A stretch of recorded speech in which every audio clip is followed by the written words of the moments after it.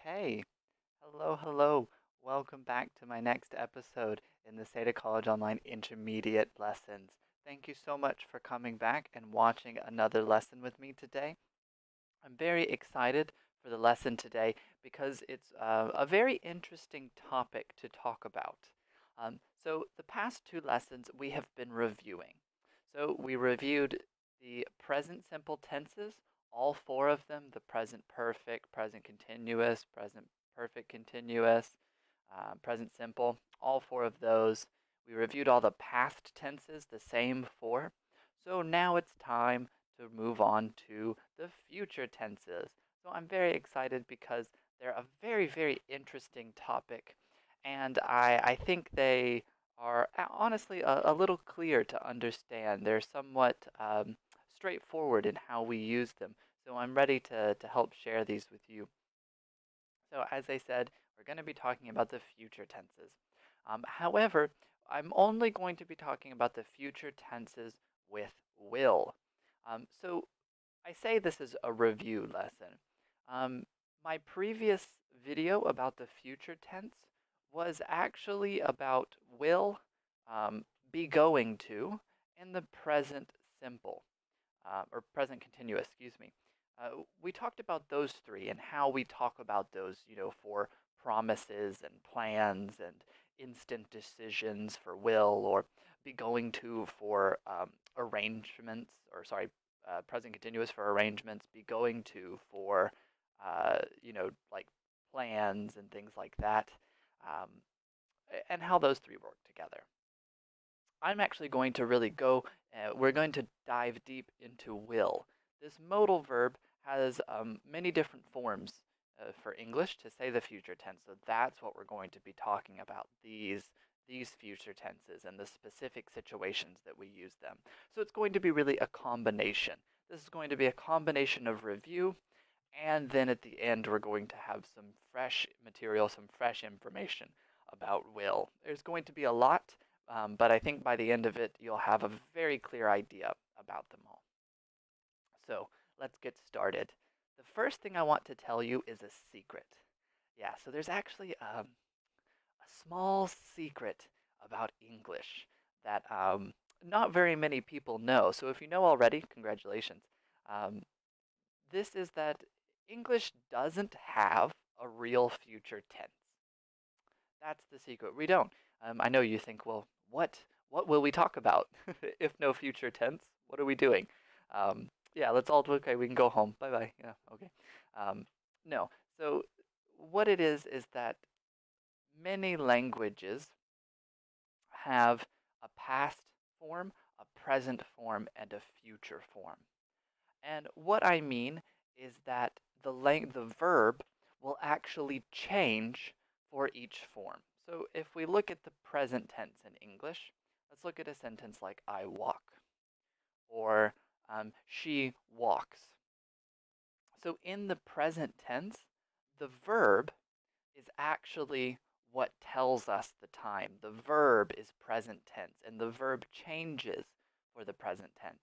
And so if I want to look at the past tense, we change again. I walked. She walked. So in English, the present and the past actually change. The verb actually changes. We have a suffix. And many other languages around the world do this. The verb will actually change. And in many languages, there are a third form. So, the verb will change for the present, the verb will have a form for the past, and then there will be another form for the future, a different ending here. Um, I know Spanish has three forms, Portuguese has three forms. You actually have a third form. Um, and so English, though, is a language that doesn't. We only have two. We have a past, and then we have a not past, a present form. And that's it. And so our future is very complicated.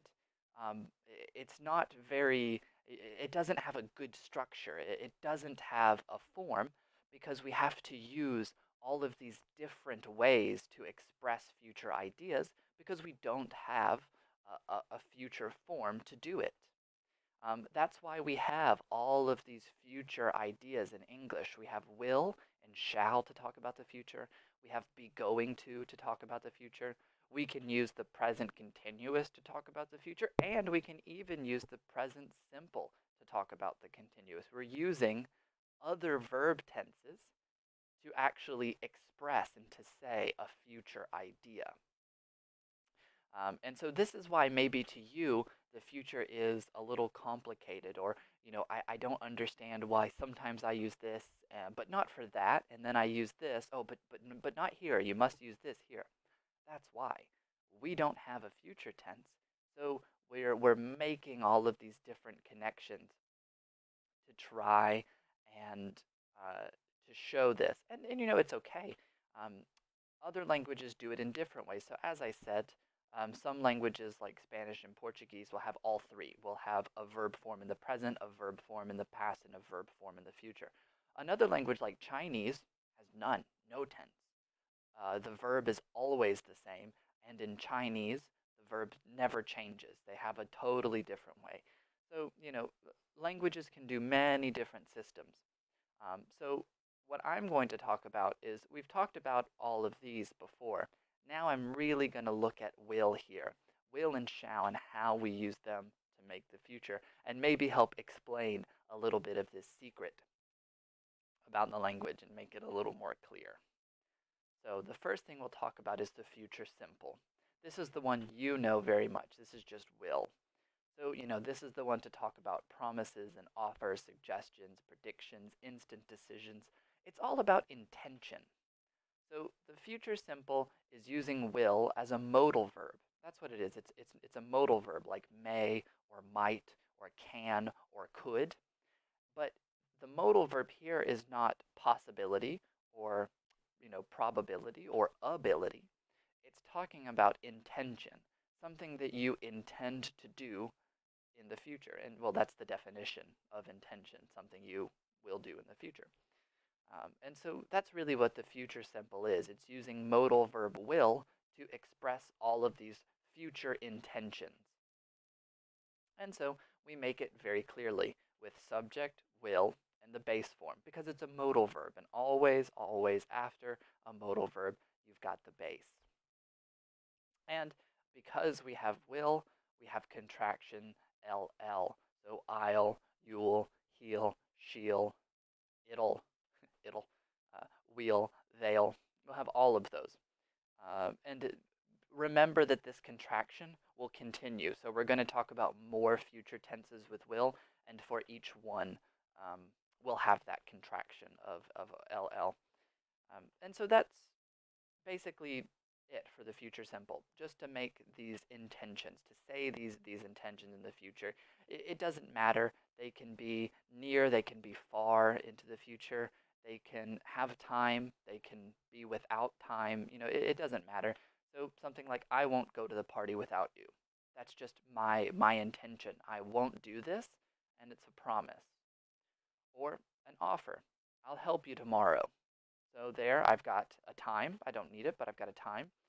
And I'm expressing my intention to help you, my offer. It'll rain tomorrow, I'm sure. This one's actually a prediction, a little different um, than say intention. But you're looking and you're expressing that really the weather has the intention to rain tomorrow. Or we come to shall. Shall we go out for dinner tonight? And this is a suggestion, so you're making a suggestion for the future. What should we intend to do for the future? Um, and so that's the next thing. This is really the only complicated part of the future tense simple is shall. This shall is the most difficult. So let's look at that a little more. Will and shall. So really, this is the rule. Use shall with first person subjects. That's it. That is the difference. So uh, something like you will, he will, she will, it will, and they will. And then I shall, we shall. So for these two, first person, I and we use shall. This is still very common in British English. In American English, no, we don't really say it anymore. But in British English, yes, it's still used and very important. Um, it's something like, well, it's not something like, the issue is about contractions here. I'm trying to think how, how do I want to explain? Um, there's an issue with will and shall. There's a problem. The contraction is the same. I'll help you tomorrow. Is it will? Is it shall? I'll. I don't know. So according to grammar, the rules of grammar says that this I'll is I shall. Now, when I speak, when I say I'll help you tomorrow. I'm not thinking I shall help you tomorrow. I'm just expressing that's my future idea. I'll help you tomorrow. I'm not thinking about will or shall. I'm speaking, just going. Um, and so, really, the difference is beginning to collapse. Um, will and shall are becoming one because, it's so similar. The contraction's the same. We always say the contraction. And personally, I believe many English speakers now think I will help you tomorrow. That is what they think. They're not saying I shall. So, how do you know? Well, really, when it is a statement, it doesn't matter. As a statement, no difference, no problem. But questions is where this is actually still important. And questions is where shall is more important. Because when you make a question, there's no contraction. It's not hiding anymore. So, for example, shall I open the window? It's hot. Um, this is where shall is much more common because will I open the window? It doesn't sound correct. It doesn't have the same meaning as shall I open the window. Now I'm making that suggestion, for the future. I'm sitting in the room. It's hot, and I make that instant decision, it's a future decision as well. It's an action I will do in the future. So I need a future tense. So I've used shall to express it. Or shall we go to the grocery store now? Maybe you're sitting at home, you think, we need milk. Shall we go to the grocery store? Then this is where shall is more important to express these future suggestions of things that I should do or I shall do or things that we shall do together. That's when shall is important. For statements, don't worry about it. For statements, I will, I shall, no difference. But for questions, this is when it's actually more important. Your other option is to say should. You can say, should I open the window? Should we go to the grocery store? That's okay. That's actually much more American. British English still likes shall here though, so that's kind of your choice, should or shall.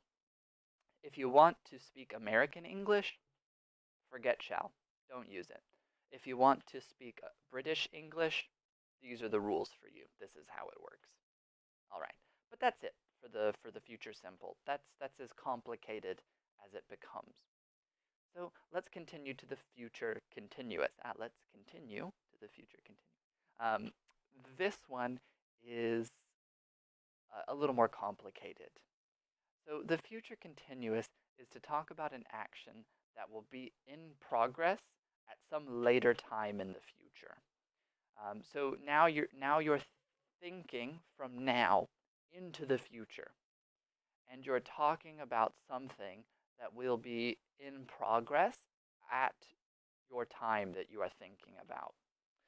So to make it, we use the continuous auxiliary, verb to be. So subject plus will plus be, and then verb ing. So very similar to other continuous forms, but now we add will. And it's the same for all subjects. Um, there is absolutely no change. I will be doing, you will be doing, he, she, it will be doing, they will be doing, we will be doing. No change, all the same.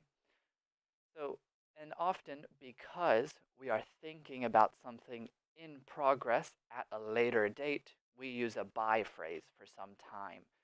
The future continuous usually has some time expression involved.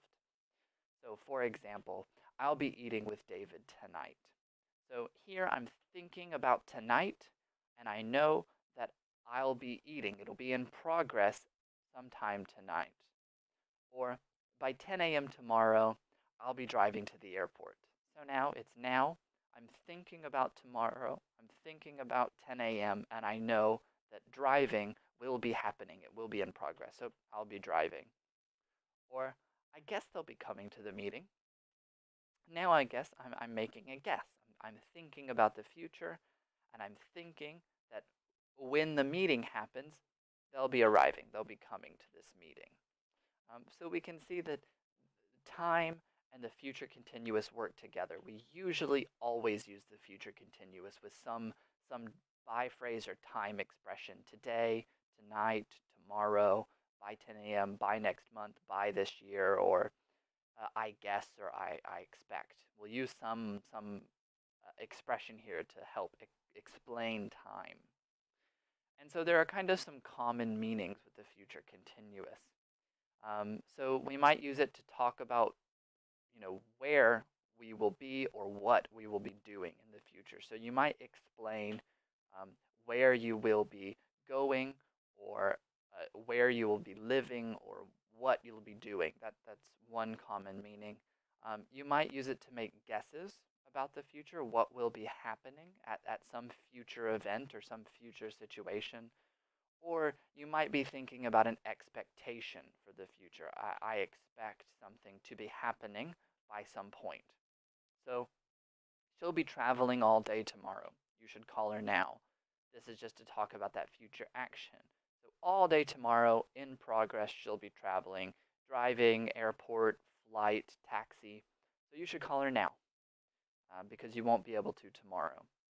Or something like, they guess the stock market will be doing better next year. This is a guess about the future. So they guess that this will be happening.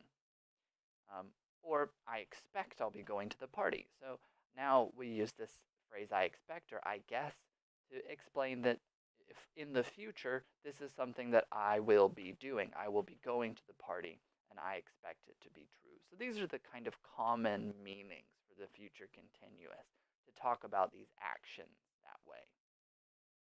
All right. So what about the future perfect? So we've had our simple, our continuous. Now it's time for the perfect. So the future perfect is to talk about a future action that will be finished by some point in the future. So this one is the opposite of the future continuous. The continuous is something in progress. The perfect is that it'll be finished by some point in the future. So what does this look like? Well, instead of using auxiliary be, now we use auxiliary have, the perfect auxiliary. And so we have subject, will, have, and the past participle. And the hardest thing here is that past participle. You just have to remember your irregular forms. And again, will have will be the same for all subjects. I will have done, you will have done, she will have done. It'll be the same. So let's look at an example to help make this clear. By the time you get off work, I'll have left for the party. So here I'm thinking, so by this future time, by this future event, by the time you get off work, this will be finished. I will have left for the party. So I'll be gone. I will be away from my house. It's finished. Or, will you have eaten dinner when I pick you up this evening? So now I'm thinking, by the time I pick you up, will you have finished eating dinner? Will you be done? So I'm looking at that future event, that future time, and trying to and thinking about what will finish by this future time. And so the future perfect often comes with a time phrase again, by the time, when I pick you up, because we need that kind of that point to talk about what finishes at this point. All right. Well, the last one to talk about now then is the future perfect continuous. Yeah, this is the big one. So this one is the most specific. very specific situation that we use the future perfect continuous. So this one is to talk about an action that's happening now, but will be finished by some time in the future. So the future perfect was all in the future. It was an action that was by a time in the future, started in the future, and will finish in the future. Now I'm bringing it to the present. I'm extending that time to the present and connecting to now. So now we add both the perfect and the continuous auxiliary have and been. Subject will have been verb ing. I know the verb phrase is huge now. We have 4 parts. Will have been doing. Um, so we've got a very big verb phrase here. And that's because we're combining all of the ideas. We're combining a modal verb for intention, perfect verb for have, continuous verb or auxiliary, then, and then our verb in the continuous form. So we've got lots here. And it's, of course, the same for all subjects. So fortunately, all you have to remember are all 4 parts. No more changes. And so what is this meaning? Well, look at this example. Sarah will have finished or will have been living here for 2 years by Friday. We should celebrate. So Sarah is living here now, and by this future point, by Friday, she will have lived here for a total of 2 years. So that's that idea. I'm talking about something now, something that is happening now, but it will finish at some point in the future. So I use the future perfect continuous. Or how about this? When I finish this course, I will have been studying for 3 years. So maybe you are studying a bachelor's degree, and when you finish that bachelor's degree, you will have been studying for 3 years. You're doing it now. When the course finishes in the future, from the start to the end in the future is 3 years. That's the idea for the future perfect continuous. So we've talked a lot about all of these 4 forms, the simple, the continuous, the perfect, and the perfect continuous. So now I want to talk about them with timelines because this is just a lot of words. So I want to make a comparison to help make the timeline a little more clear. So let's start with the future simple. We've got our timeline, and we've got the past, the present, and the future all laid here. The future simple is that intention. I'll help you tomorrow. Boom. You're right here in the future. That's it. You're just talking about, I intend at this time in the future to help you tomorrow. Let's compare that to the future continuous. So we've got all 3 parts again, but now it's going to be in progress at that point in the future. So we've got that point in the future still. We're still talking about that time, but now I know this action will be happening around that time in the future. And so here are some examples. She'll go to the store tomorrow. Future simple. Tomorrow, right here, boom, she'll go to the store. But let's look at the continuous. She'll be a professional musician by this time next year. So I'm thinking by this time next year, in progress, or she'll be, I should say, sorry, there's a small mistake here, not she'll be. I should say maybe she'll be performing as a professional musician. Sorry, it should have an ing. That's my mistake. She will be performing as a professional musician by this time next year. So we have our point this time next year. In progress, she will be performing. So I know that she'll be doing it over and over. She will be performing as a musician. So I know it's in progress in the future. So that's kind of the difference between these two. But now maybe you're thinking, what's the difference between the present perfect and the present perfect continuous? They're both talking about finishing an action in the future. So let's look at this. So I'll put up the same timelines, past, now, and the future. Well, in this one, we're talking about the future perfect. And so what I'm thinking about is this is the action. It starts in the future, and then it's going to finish, boom, by this time, by this date, by this situation. So that's the future perfect. It's all in the future. I'm talking about some future action, and that future action will be finished by this time or when I pick you up or something like that. If we compare that to the future perfect continuous, it's very similar, but now we make that connection to now. So I'm talking about this action here. Something is happening now, something is in progress right now, but I'm making that connection to the future by saying it will finish by this time. So that's the difference. The future perfect is all in the future. Everything is in the future. The future perfect continuous is connected to now and the future. So, an example. The company will have finished the report by tomorrow. So this means it's happening in the future. They will have finished it by this time tomorrow. So I know they're working on it in the future. They'll finish it in the future. Future perfect. They will have finished the report. Contraction, really? They'll have. They'll have finished the report. Remember, we always make contractions with these. Um, but let's compare the continuous. I'll have been working here for 1 year by the end of this week. So I am working here right now. Right now, this is my job. And I'll have been working here for 1 year by this date next week or this week. So that's that difference. That's that connection from now to some point in the future. And that's really where we're making the big distinction. These two are very specific. Um, we don't usually use them very, very often. More usually we will use the future simple and the future continuous, and then we'll use those other ones, the be going to, or the present simple, or the present continuous. We'll use those other future forms.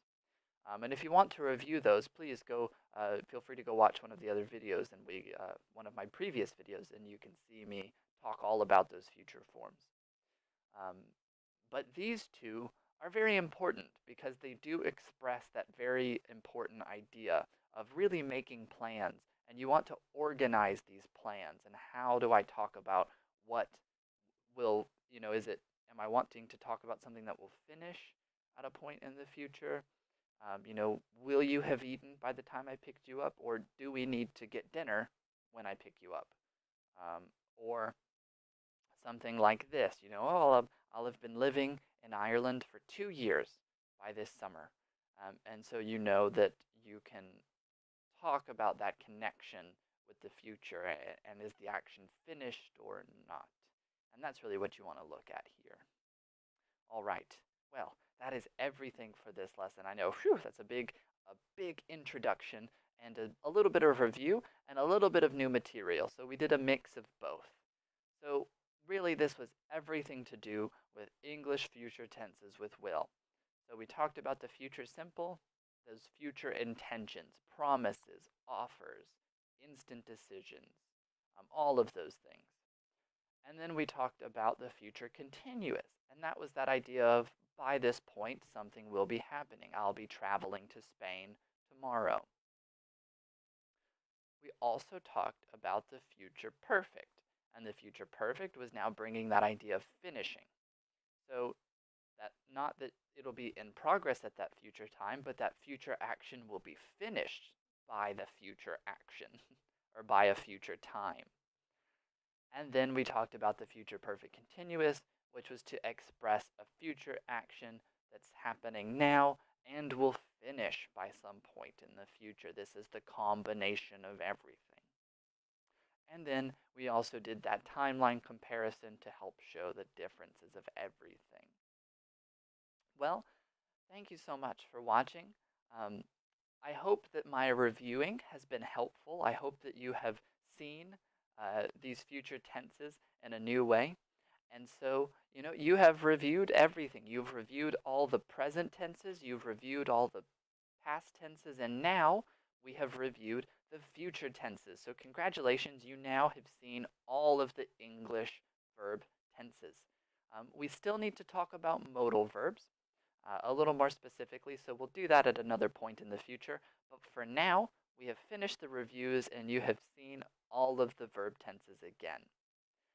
So I hope it was helpful. As always, I recommend downloading my PowerPoints, my notes, so that you can have all of my timelines and pictures to help you. Well, I hope you have a good afternoon.